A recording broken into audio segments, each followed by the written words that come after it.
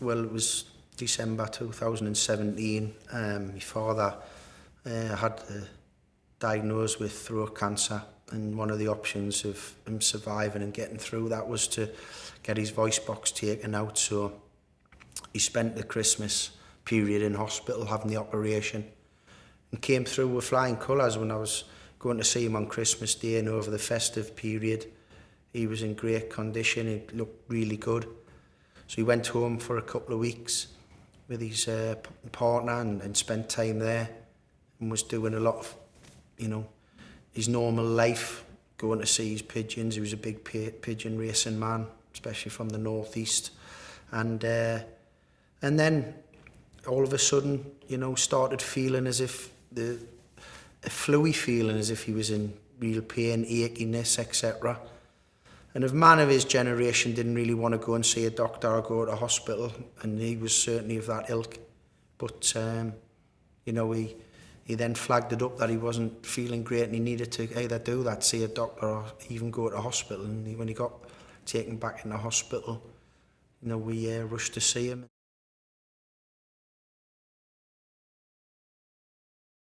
Brain tumour, brain cancer, because obviously he'd recovered from bowel cancer and he recovered and was doing exceptionally well from the throat cancer. Obviously, having that scenario, they thought that maybe it spread into the brain. A severe heart attack, a severe stroke, all of these things were put to us, and then on further tests were dismissed. So it was a real emotional roller coaster for us all, because one minute we're being told that there's a possibility he could have life-threatening illness in various different forms, and then the next time we'd seen the doctors and nurses, these had been put to one side after further investigations had been made. So, and then eventually when we got to find out what it really was, the Guillain-Barré, it was, right, well, what is it? What does it do? How does it attack in the body? How's it attacking my father? What's it doing to him? And then obviously we start getting the answers to those type of questions.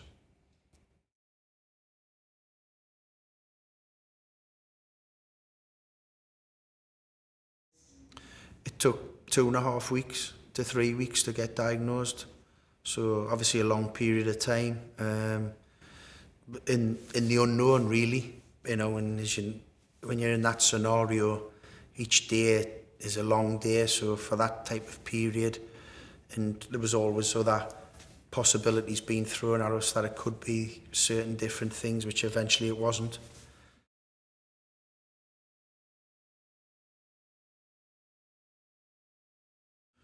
The worst part for me, undoubtedly, was the not knowing, was the diagnosis or the lack of diagnosis and the time it took to eventually get to the outcome that it was.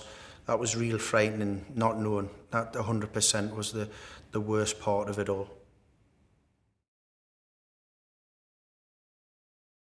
Yeah, I received IVIG treatment, and initially there was a little bit of a spurt where there was a small improvement, so that gave us a little bit of confidence and hope. But then whether his body rejected that type of treatment going forward, well, obviously it did, because the improvements didn't continue, and just went back to where he was, really.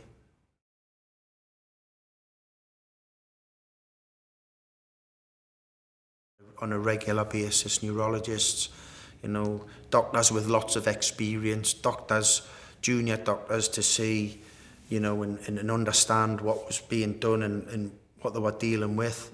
The nurses, the physio department, there was many people involved in the treatment of my father. At times they were a little bit confused and frustrated to find out what they were dealing with, to implement the best course of action to try and help my father's recovery.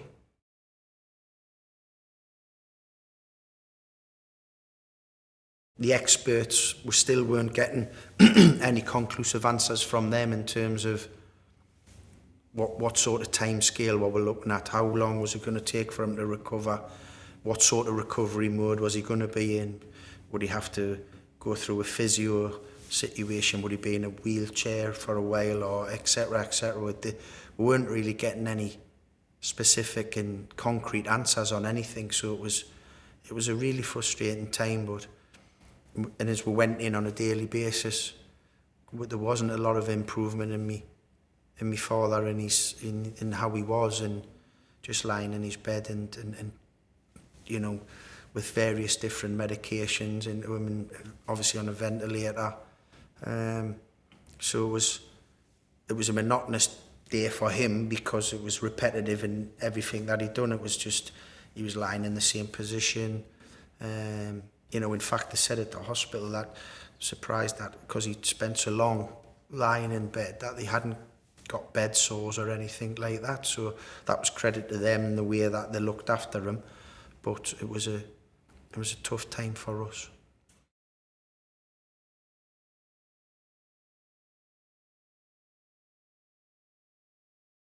He was a typical man of his era, that he was a provider for his family. He was the leader of his family. He was the head of the family. He'd done everything. He was a very hard-working man up until the day he retired. Even then, he was as a grandfather and a great-grandfather. He was there helping the children out to various different things. So he was very active, and I think it would have been a tough man for him. He was very proud of his upbringing and how he was. So it became tough that, and a little bit, I think, I got the feeling he was a little bit embarrassed and lost a little bit of self-confidence and esteem, that Jerry was this man who'd done everything for his family and worked unbelievably hard, was just lying in a bed where people were just standing around him. And I think come to the stage where he must have thought, or I believe he thought about himself, he'd fought it long enough and there was no change.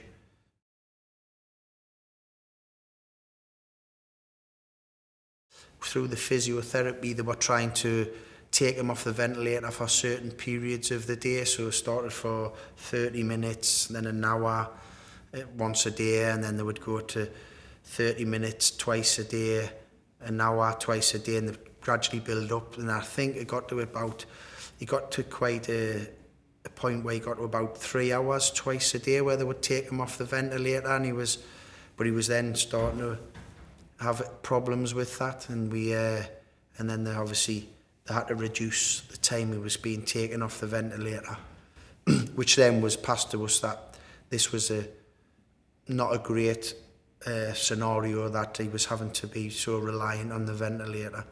And obviously towards the end, and when he decided that was it, and he knew he was going to go home and come off the ventilator, we knew it was going to be a short period of time before he passed.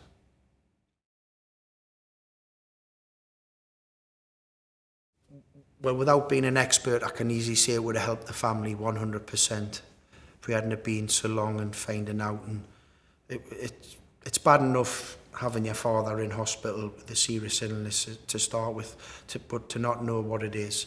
And if we had got an earlier diagnosis, it would have helped us immensely. From the medical side of it, would it have helped him? Would it have saved his life?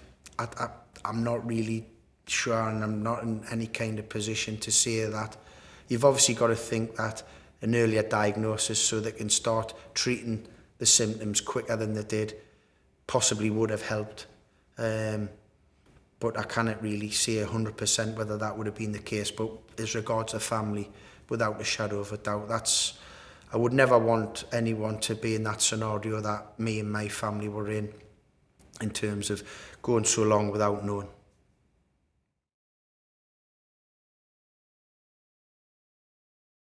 They didn't give us any answers how he'd contracted it, over what period or how.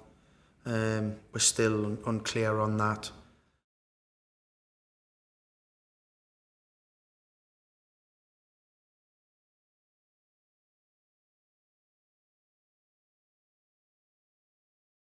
If I can help in any small way, put my story out there in various different ways, and it can help. That's all I want to do, is just try and get the awareness. That's the key, get the awareness for everybody. And that's why I keep stressing, it's not just the awareness of me, the man on the street who my father had the illness, is also what concerned us was that the medical industry not knowing a lot about it as well. So I want to try and help them.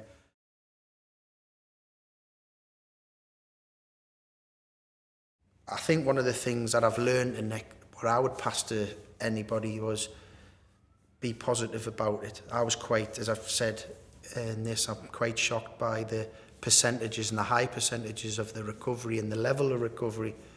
So if you're a positive person in and around a family member or a friend who's been diagnosed with it, that can only help. And not to think and not have the fear of the worst case scenario happening, which unfortunately happened to myself. So that'll be the type of stuff going forward I'd be liking to push and to get out there to the outside world and to everybody connected with it.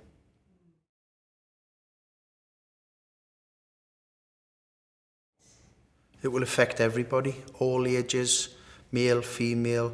I mean, there's a higher percentage of over 50s, not too big, but a high percentage of over 50s who can get it. And it's a small percentage of real young children, even though there's examples of newborn children and real youngsters who've had it. But it covers the full spectrum.